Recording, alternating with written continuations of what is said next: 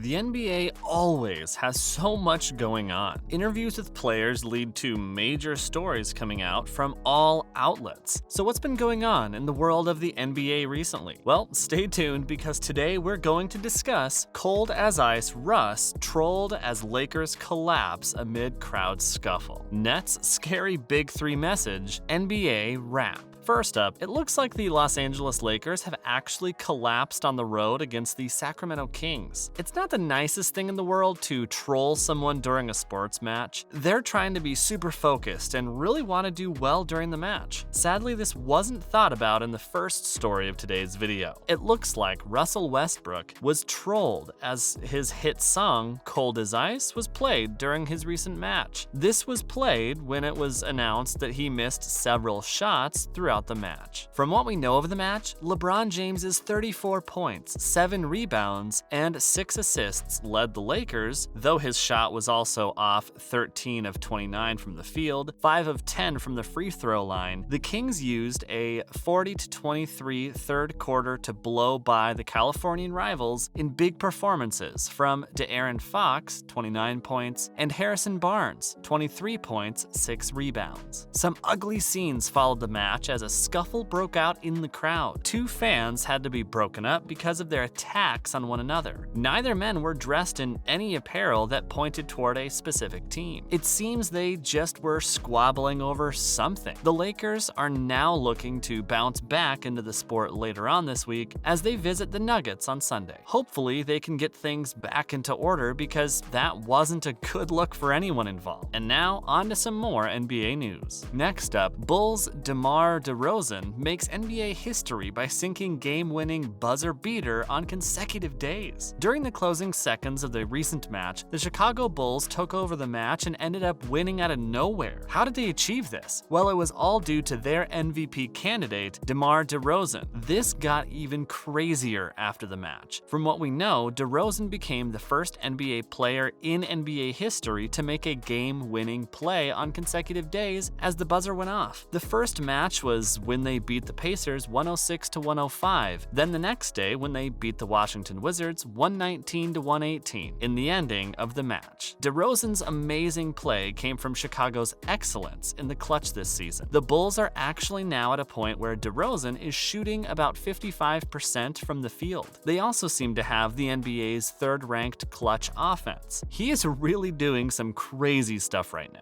And now is up, former NBA player racially abused in China by angry fans. Sonny Weems is a former NBA player but now plays for the CBA. This is the Chinese Basketball Association, and he plays for Guangdong Southern's Tigers. Recently, he was sadly racially discriminated against when the fans shouted the N-word at him after a game. From what news outlets are saying, the incident occurred after the game between the Southern Tigers and the Liaoning Flying Leopards last Thursday, when Weem, 35, encountered enraged fans who hurled racial slurs at him as he was exiting his team's bus, CNN reported. The American basketball player got into a fight with Han Dejun of the Flying Leopards during the third quarter of the game, which angered fans. There was also actually a video released on social media that shows Weems ignoring and powering through the racial slurs that were being hurled at the star by Leopards fans. Whilst many were just saying the N-word, some were also saying "get out of China"